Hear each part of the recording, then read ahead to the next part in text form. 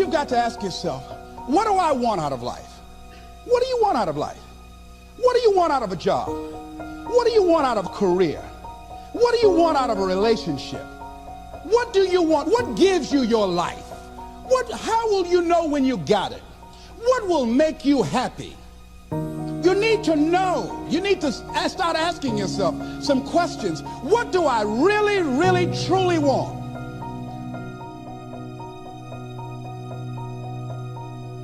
You envisioned something, you got clear about it, and then you started thinking about all the reasons why you wanted it. You got excited about it. Said, this is what's next for me now.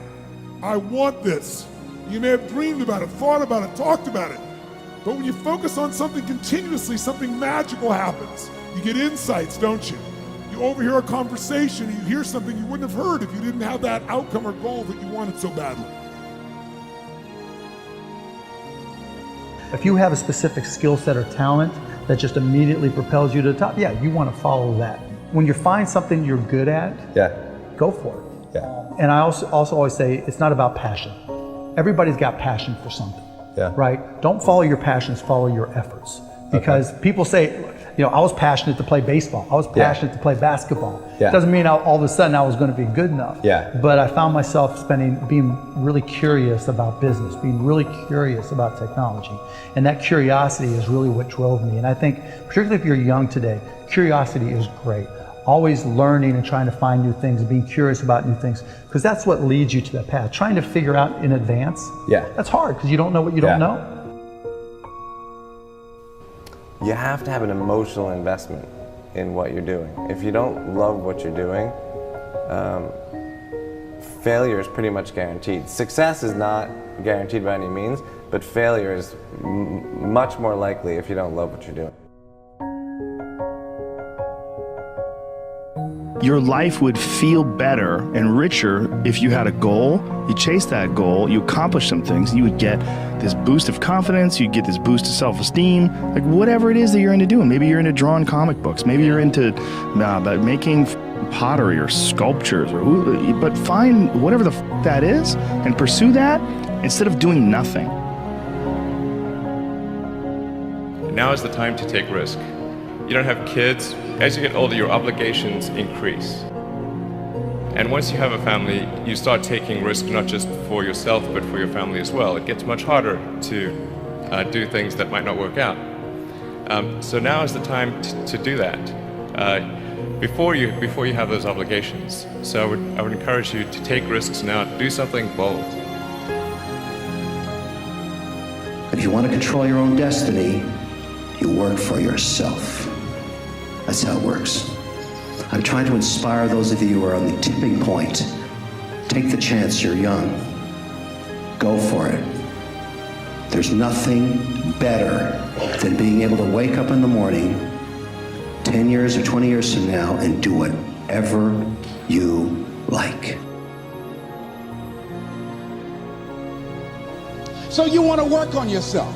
You want to read books that inspire you and motivate you. You want to listen to tapes over and over and over again. And I suggest that you listen to tapes when you first get up in the morning. You want to control the spirit of your day.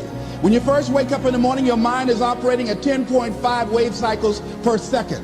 That's when the subconscious mind is most impressionable. Whatever you hear in the first 20 minutes when you wake up, that will affect the spirit of your day. You want to make your dream come true, you got to stay focused. Some people rather get even than get ahead. Stay focused on where you want to go. The one commodity that is most valuable on this earth is time. Time to love, time to live. From the moment the human body is born, it begins dying. I don't think you quite caught that. Let me say it again. From the moment the human body is born, it begins dying. Some happen faster, some happen slower. Some of us help them go faster, and some of them prevent it from happening sooner than later. How many seconds, how many minutes do we waste every day doing things that are nowhere near the goals and aspirations and passions that we have inside? How many times do you go through the course of a day and realize did I do anything I set out to do today? Write down those goals each and every day. No matter if it's 2 goals a day, if you can accomplish those, then you're doing more than just making it through the day. You are living and achieving your dreams. Find time to better yourself, read, explore, research, live life, do things you've never thought of doing before.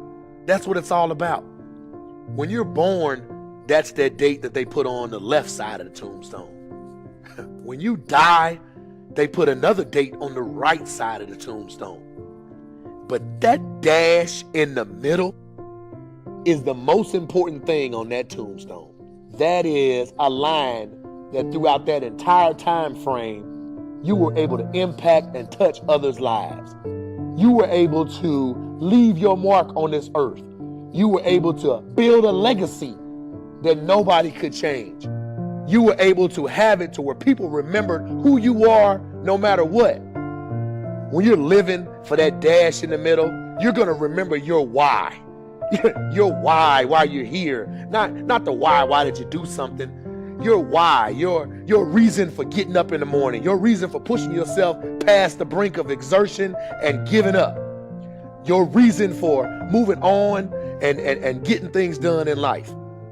That dash in the middle, that's the thing that pushes you. How do you rate yourself on a scale of 1 to 10 in terms of your physical appearance, in terms of your health? Do you take care of yourself? Are you allowing yourself to get overweight and out of shape? Are you conscious of your health? Are you watching the food that you take into your body? Do you make a deliberate effort to exercise? You know, it was George Burns, he said, we cannot help getting older, but we don't have to get old. And many of us get old before our time because we don't take time to take care of ourselves.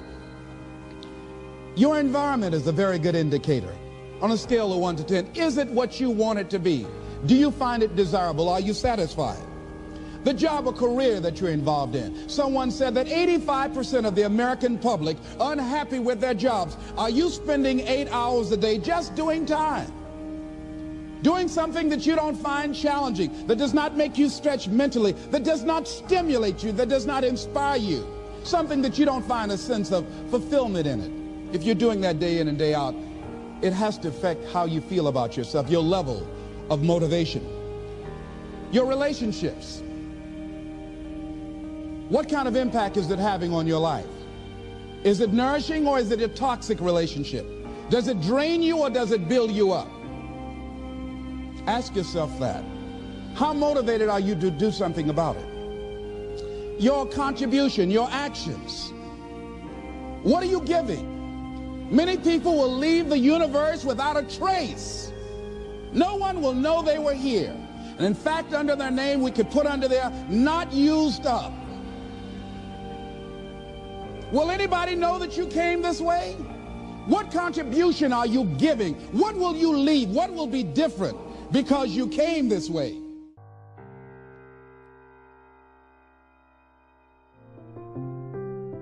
Just stop for a second. Write down your why. What are you doing this for in life? If your why doesn't make you cry, then that's not your why. Again, if your why doesn't make you cry, then that's not your why. Your why should be something so big that it moves your family tree.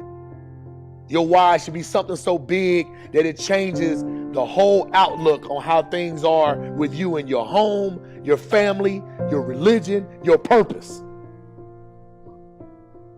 Think about your passion. Think about your opportunities. And that's how you find your purpose. OPP. When that why meets up with your passion, your opportunity, your purpose, then you'll find out. The most important day in your life is the day you remember why you were born.